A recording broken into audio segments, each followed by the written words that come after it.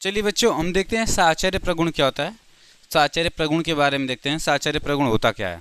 तो साहचर्य प्रगुण मतलब जब हम परिमेय संख्याएं पढ़ते हैं, ध्यान सुनिएगा, जब क्या पढ़ते हैं परिमेय संख्याएं, तो परिमेय संख्याओं में दो परिमेय संख्याओं का योगफल बाद के तीसरी परिमेय संख्या के योगफल के साथ जो होता है वह शुरू के पहले वाली जो परिमेय संख्या होती है उसका और बाद के दो वाले परिमेय संख्याओं के योगफल के क्या होता है, बराबर। इसी को हम बोलते हैं क्या, साहचर्य प्रगुण। इसको मैंने बताया था, देखिएगा इसको थोड़ा सा एक बार।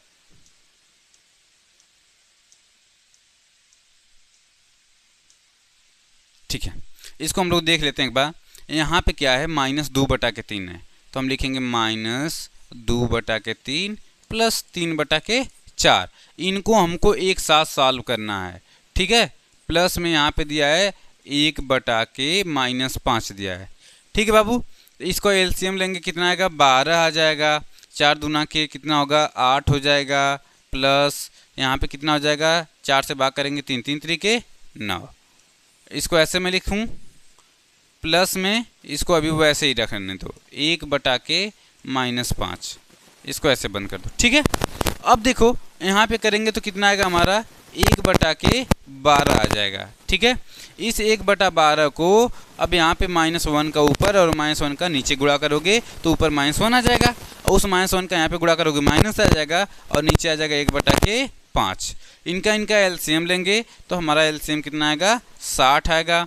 12×5 = 60, यहाँ पे 5 आएगा।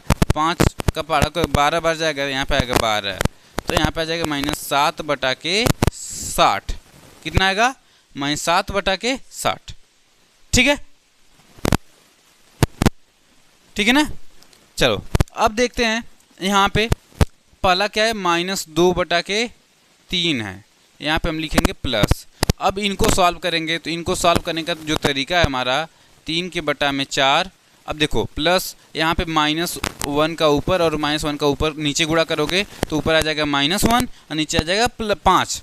अब माइनस का यहाँ पे गुणा करोगे तो यहाँ पे भी हो जाएगा -1/5। अब इसी को हम सॉल्व कर लेते हैं। एलसीएम कितना आएगा, 20।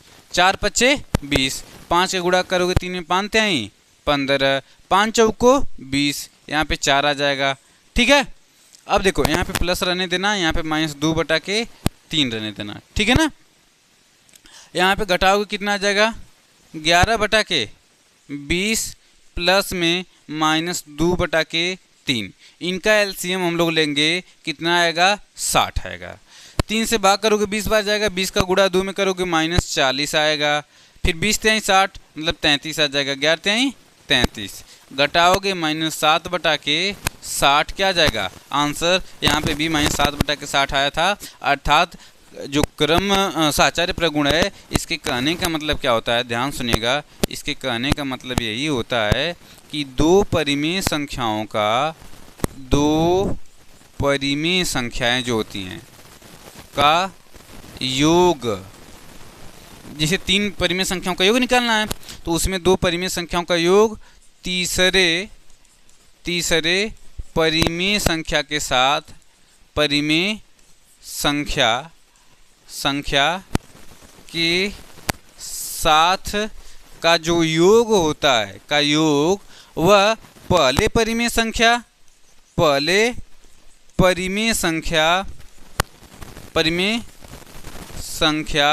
और बाद के दो परिमेय संख्याओं के योग के बराबर होता है। बाद के दो परिमेय संख्याओं के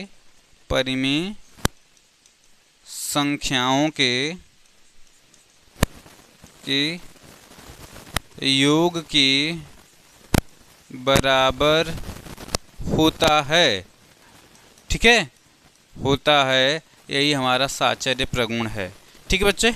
आज के लिए इतना ही रहने देते हैं, फिर मिलते हैं अगले एपिसोड।